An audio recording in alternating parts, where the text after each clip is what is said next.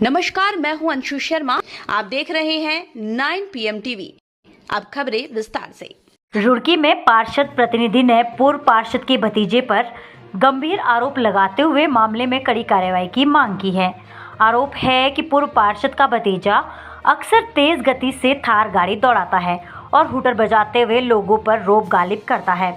वहीं बीते रोज दी गई तहरीर के आधार पर पुलिस ने आरोपी के खिलाफ संबंधित धाराओं में मुकदमा दर्ज कर लिया है। इस्लाम नगर स्थित अपने आवास पर पत्रकारों से वार्ता करते हुए पार्षद प्रतिनिधि साहिल ने बताया कि 27 जुलाई की शाम पूर्व पार्षद के भतीजे अफजाल द्वारा उनके छोटे भाई, जो कि एक मदरसे में मौलाना है, को थार गाड़ी से कुचलने का प्रयास किया गया और अपने साथियों के साथ मिलकर उससे मारपीट भी की गई।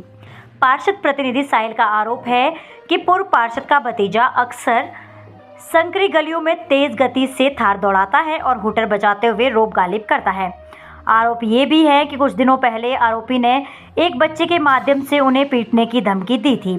आरोप यह भी है कि पूर्व पार्षद के परिवार के लोग उनसे चुनाव में हार के बाद से रंजिश रखते हैं और जहां भी वह अपने या उनके परिवार के लोग दिखते हैं तो गाली गलौज शुरू कर देते हैं। पार्षद प्रतिनिधि ने पूर्व पार्षद और उनके परिवार के सदस्यों से अपने परिवार को जान का खतरा बताया है।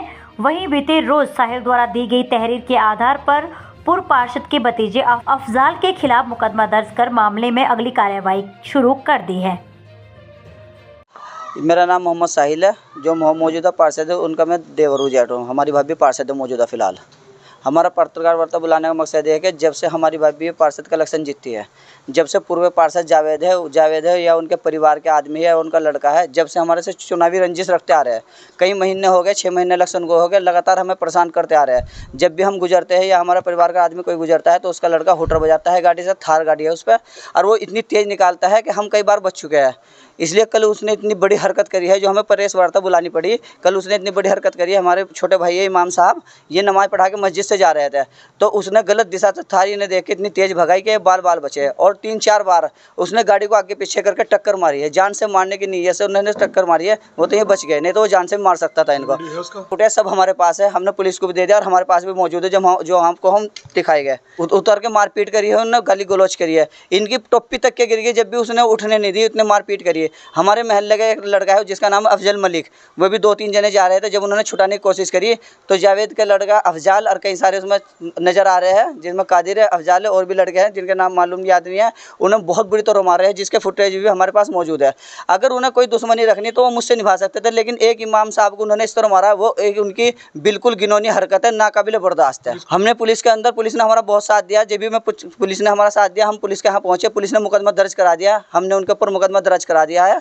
लेकिन हम ये चाहते हैं कि उनके खिलाफ कड़ी से कड़ी कार्रवाई हो, क्योंकि जिस तरह हम देखते हैं ना, हमें बहुत भरोसा है एसएसपी साहब पे अपना, क्योंकि वह अधिकतर जो भी इस तरह की गुंडागर्दी करते हैं, थार वाले गुंडागर्दी करते हैं या मारपीट करते हैं, उनकी बहुत सी रील हमने देखी है जिससे बदमाशी पर अंकुश लगाया है। हम ये चाहते हैं कि अपने एसएसपी साहब से कि ऐसी ही रील उन लोगों की बनाई जाए ताकि वो आगे को कभी भी मेरे या मेरे परिवार के या किसी भी वार्ड वाले के साथ ऐसी हरकत ना करें। बिल्कुल जान का खतरा बना हुआ है। जान के खतरे को उससे तो कल जान लेने की कोशिश करी उन लोगों ने। और इसकी एक बात की और देखो कि जो उनके पास एक बच्चा मदरसे में पढ़ता है, हाफिज साहब के पास, उन्हें 3 दिन पहले हमारे महल्ले के अंदर ही आया थार के अंदर, वो ये कह के गया तेरे उस्ताद को मारूंगा, और परसों कल उनने वो हरकत कर दी है। इसलिए मेरे परिवार को उससे जान माल का पूरा खतरा है। वो हमारे साथ कभी भी ऐसी हरकत कर सकते हैं। अगर मेरे या मेरे परिवार को कोई चीज़ की दिक्कत आई तो उसके जिम्मेदार पूर्व पार्षद और उसका परिवार उसके साथी हो गया। हमने 5 साल इलेक्शन हारने के बावजूद 1-2 दिन रोक धो के अपने घर बैठ गए थे। अगर 5 साल के अंदर कोई आदमी एक भी वार्ड का या शहर का यूँ कहते भाई साहिल भाई ने किसी बच्चे के साथ भी बदतमीजी करी तो हम गुनहगार है, लेकिन जब से हम जीते वो लगातार हमारे साथ बदतमीजी करता आ रहे हैं। और न क्या नाम इसका हूटर बजाते हो, हूटर का क्या अधिकार है? उनकी गाड़ी फॉर्च्यूनर पे हूटर है, उनकी थार पे हूटर है, उनकी पार्षद की प्लेट उन्होंने आज तक नहीं उतारी। ये एक सिर्फ दबंगई और गुंडागर्दी का बिल्कुल राज है कि आज तक वो प्लेट नहीं उतार पाए। उनका हूटर उतरने चाहिए और क्या नाम उनके पार्षद की प्लेट हर हाल में उतरनी चाहिए। मैं चाहता हूँ। उसके बाद ट्यूशन पढ़ाने के लिए जा रहा था तो मैं अपने रास्ते से सही जा रहा था, बिल्कुल उसने मेरे सामने बहुत तेज़ थार लेके आया और टक्कर मारी। पहले उसने देखा कि मैं गिरा नहीं, उसने दोबारा फिर मारी, फिर मैं संभल गया, फिर उसने तिबारे मारी, फिर मैंने साइड कर ली अपनी गाड़ी, वो आगे चला गया। इतने में मैं फ़ोन लगाया था, वो घूम के आया और उसने मेरे साथ इतनी घिनौनी हरकत की। उसने इस चीज़ का लिहाज नहीं किया कि मैं बादशाह हूँ और एक इमाम हूँ। उसने बहुत बदतमीज़ी के साथ मेरे साथ मारपिटाई शुरू करी। फिर हमारे मोहल्ले के एक अफजल मलिक भाई है और 2 लड़के आए हैं, वो दोनों, तो उन्होंने मतलब मुझे बचाया, तो उनके साथ और ज़्यादा बदतमीज़ी करी, बेल्टों से उनको बजाया। फिर मारपीट करी, कौन है वो अफजल है और एक आकिल नाम है उस लड़के का, पीली शर्ट में, वो वीडियो में आ रहा है, कादिर है, और मैं बाकी लोगों का नाम नहीं जानता।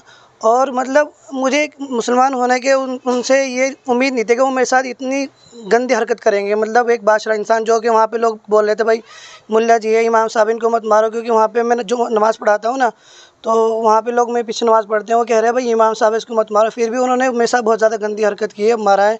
मैं टोपी उठाने के लिए जब झुक रहा था, उसने फिर अफजल ने मेरे फिर लात मारी है। क्या चाहते हैं आप? उनके ऊपर सख्त से सख्त कार्रवाई हो और इस तरह की घिनौनी हरकत ना करे बिल्कुल भी। तो अभी तक की खास खबरों में इतना ही। बाकी की तमाम छोटी बड़ी खबरों से जुड़े रहने के लिए देखते रहिए 9 PM टीवी न्यूज़।